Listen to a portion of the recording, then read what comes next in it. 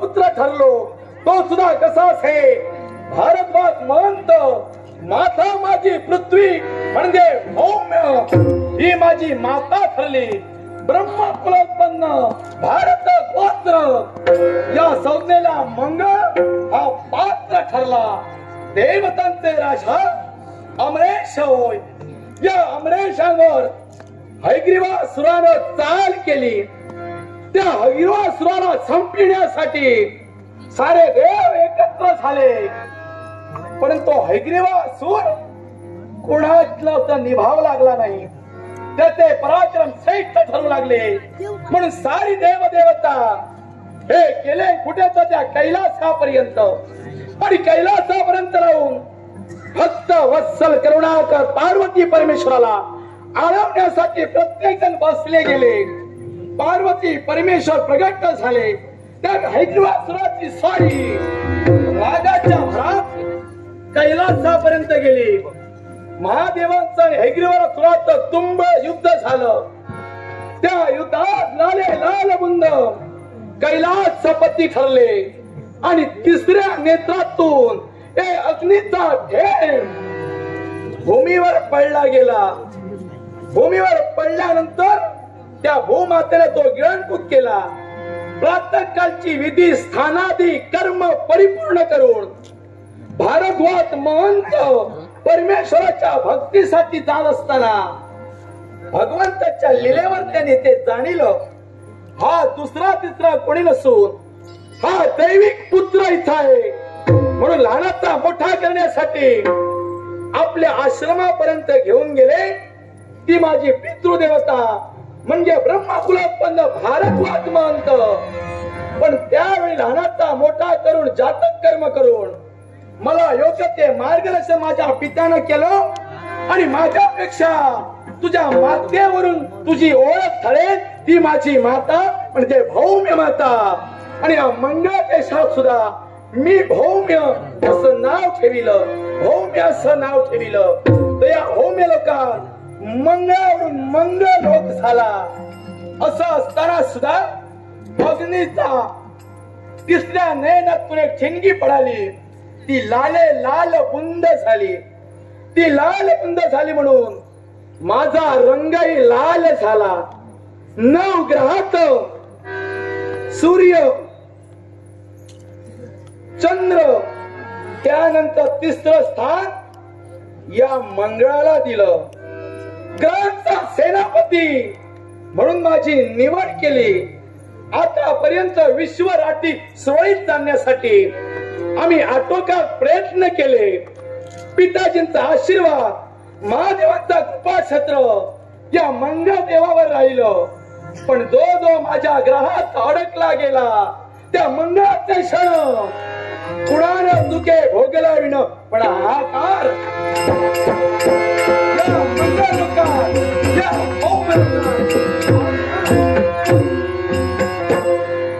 हे भौमा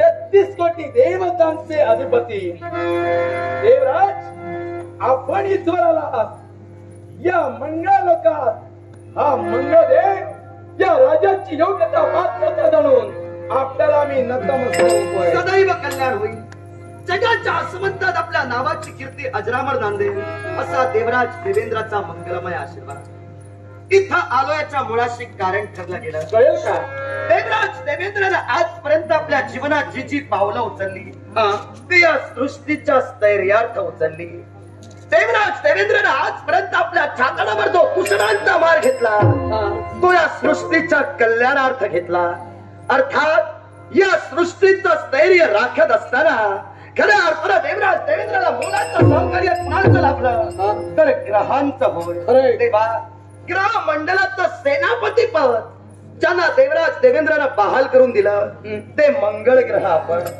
इथपर्यंत आल्याच्या मुळाशी कारण काय ठरलं माहितीये का आपण देवता खऱ्या अर्थानं ग्रहमंडलात सेनापती आहात तेव्हा सुमाली नावाच्या दैत्यानं ग्रहमंडलावर आक्रमण केलेलं आहे सुमाली नावाचा दैत्य संपूर्ण ग्रहमंडलावर अधिपत्य गाजवण्यासाठी आपल्या चतुरंग सेनेचं आक्रमण करतोय तुमच्यापर्यंत आल्याच्या मुळाशी कारण ठरली ती 2 पहिलं कारण म्हणजे या गोष्टीची वार्ता ग्रहमंडलाचे राजे सूर्यदेव म्हणजे आमचे बंधू यांना देण्यासाठी आम्ही तत्पर ठरलो. पण त्या क्षणी तिथं त्या सुमालीनं आक्रमण केलं. माझ्याशी नव्हे तर सूर्य देवतेशी त्याचा संघर्ष झाला. पण युद्धात आम्हाला पराजय प्राप्त झाला, माघार घ्यावी लागली. पण त्या युद्धात काही देवता माझ्या समोर नव्हे तर काही ग्रह सुद्धा खऱ्या अर्थानं त्या सुमालीला मागे घालवण्यासाठी कसोसीनं प्रयत्न करत होते. पण त्या युद्धात ग्रहमंडलाचे सेनापती मंगळ ग्रह आम्हाला दिसले नाही.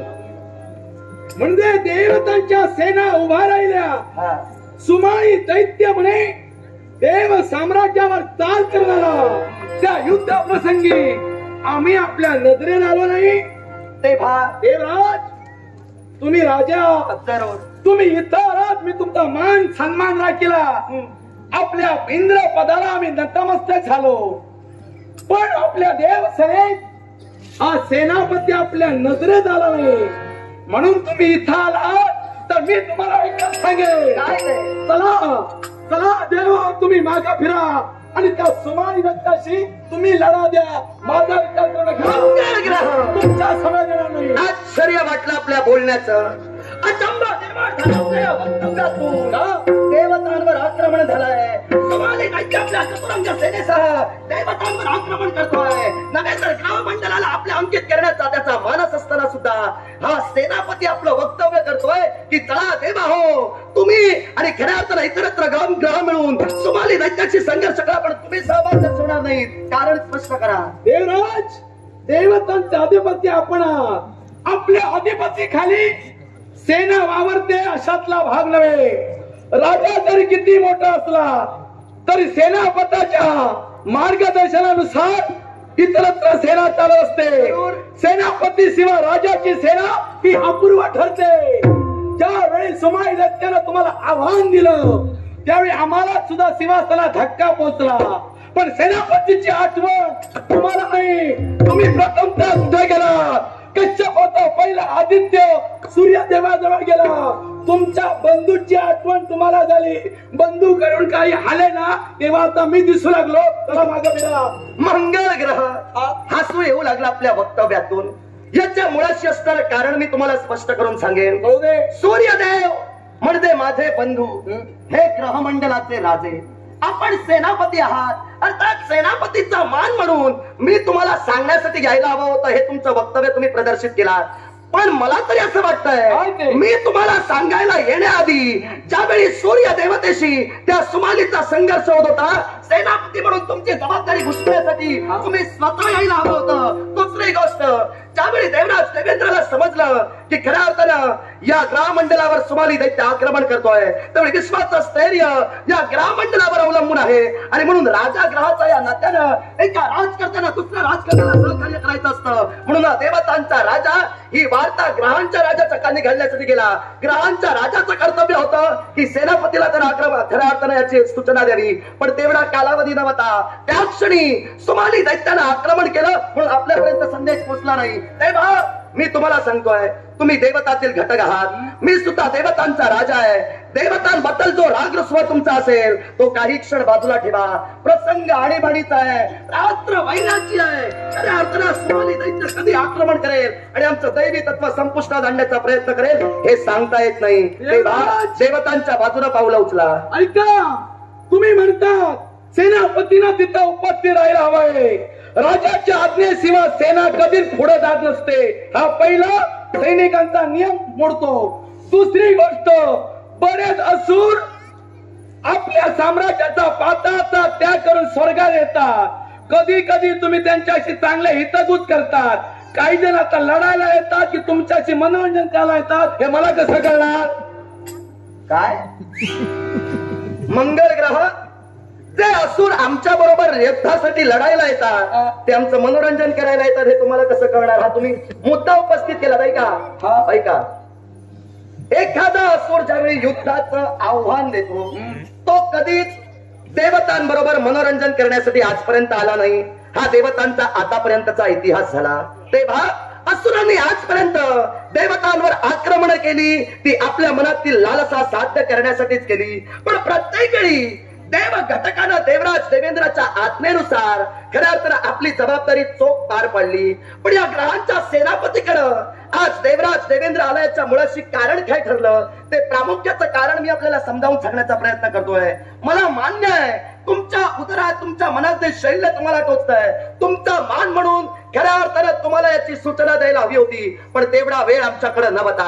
खऱ्या अर्थानं ग्रहमंडलात हे आक्रमण झालं, माझा तसा संबंध पोचत नव्हता. कारण या सृष्टीचा स्थैर्य करता या नात्यानं मी पावलं उचलली. जर समजा सूर्य देवतेशी सुमाली दैत्याचा संघर्ष झाला असता आणि सूर्य देवतेला त्यानं अंकित केलं असतं तर उद्या मला सुद्धा त्याच्या दासत्वात यावं लागलं असतं. तेव्हा त्या आधी सतर्कतेची मी पावलं उचलली. माझा मुद्दा काय आहे, तुम्हाला आम्ही त्याआधी संदेश दिला नाही, हे शैल्य तुम्हाला टोचणं अनिवार्य आहे. देवराज ऐका, ओ काय त्या भूताची आठवण तुम्हाला करून देतो. कारण ज्यावेळी माझा जन्म झाला इतरत्र देवतापेक्षा तुम्हाला जास्त हसू आलं. कारण एखाद्या दैवी घटकाची ज्यावेळी उत्पत्ती होते त्यावेळी तुम्हाला तुमची जास्त चिंता असते. चिंतातूर तुम्ही झाला त्यावेळी हा कोण ब्रह्मकुलोत्पन्न, हा काय भारला पुत्र देवतत्वात त्यांना त्यावेळी शंभू महादेवांचा साक्षात्कार झाला आणि माझ्या वतीनं तुमच्यापर्यंत आले देवगुरु बृहस्पती आणि तुमचा मतभेद चालू झाला. तो वादांग मिटविण्यासाठी तुम्हाला कैलासापर्यंत खेचून त्या मृत्यूरूपी शिवाने आणलं आणि अग्नी म्हणजे प्रत्यक्षात मीच होतो. कारण अग्नीमुळेच माझी उत्पत्ती झाली. त्या लालेल्या अग्नीनं मीच लाल झालो, तो प्रत्यक्षात मीच होतो. ती अग्नी अदृश्य रूपानं शिवानं तुमच्यावर टाकली. तो ताटक अग्नी तुमच्यावर पडता क्षणी भूमीवर कोसळला, तिथं माझा जन्म झाला. जी माझी आई होती त्या आईच्या कुशीत तुम्ही आला, आईनं सावरलं म्हणून दयाच्या राहिला, नाही तर सिंहासन कुठचं तुम्ही जलराज झाला असता.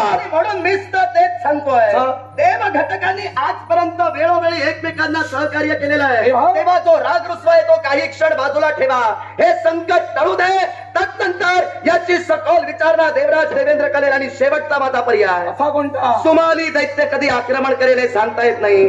खऱ्या अर्थानं सूर्य देवतेशी झालेल्या संघर्षात आम्हाला पलायन करावं लागलं. तेव्हा मी आपल्याला सूचित करू इच्छितोय, तुमच्या मुखातून शब्द बाहेर पडले, या युद्धात मंगळ ग्रह आपला सहभाग दर्शवणार नाही आणि सहभाग दर्शवू जर तुम्ही इच्छित नसाल तर प्रत्येक ग्रहाला देवतांच्या आज्ञेनुसार 2 देवता या ठेवल्या गेल्या, म्हणजे आदी देवता आणि प्रत्यादी देवता.